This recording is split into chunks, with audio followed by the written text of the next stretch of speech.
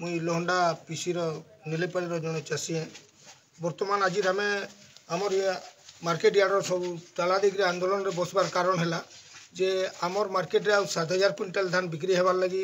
बाकी अच्छे तेल आम ट्रैक्टर फैक्टर मान के आनिक सब गाड़ी मैंने आप देखुन सब आड़े रखीचु रखबार लगी भी आम मार्केट रे कहीं जगार व्यवस्था है रखी नहीं होबार आ बर्तमान टोकन आमर 8 जन चाषी उठीबार अच्छे 128 जन चाषी या पंजीकृत है बाकी अच्छा जी आम धान मैंने पड़ी आम बिक्री नुहे तेल और आम इन समस्त अनशन में बसीचु जे पर्यंत आम 7,000 बस्ता धान नहीं उठुआ आम ये अनशन में नहीं उठू आम से दाबी जनकरी आम आमर जेना कर्मचारी मैंने अच्छा समस्त सहमति आम आईन ताला देकर बसीचु। हाँ 7,000 क्विंटाल धान पड़ी माने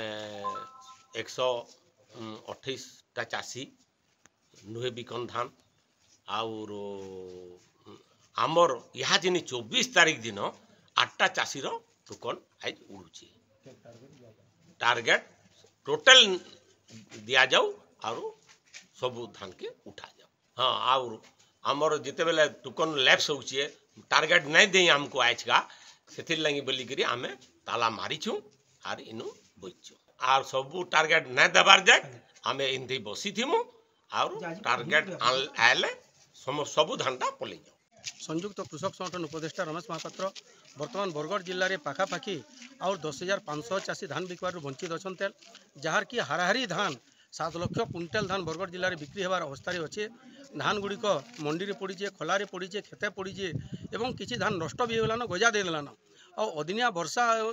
जेन पानीपाग के देखिक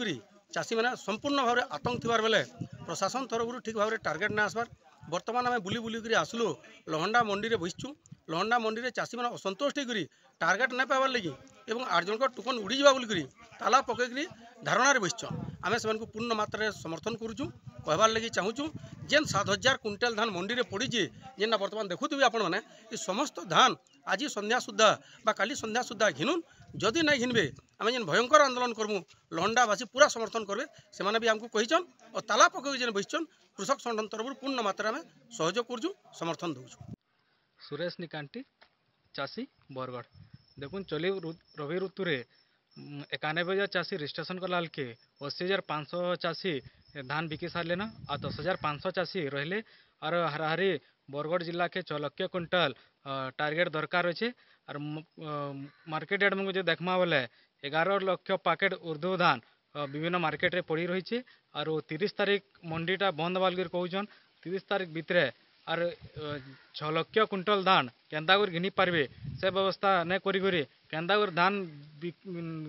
बिक्री वंचित हे चाषी से हिसाब से जिला प्रशासन काम करतेटा मार्केट नु टार्गेट नेन केतेटा मंडी नु धान माने गजा हो गलान और देखुवे आप बरगढ़ जिले में प्राय सब मार्केट नु बरगढ़ जिला केतेटा मार्केट नु सबुदिन आंदोलन करवा बाध्य होचन चाषी मैंने टार्गेट लगे बोलिक जेन जगह नु टार्गेट अच्छे से जगह नु गाड़ी नहीं पटावा जेन जगह नु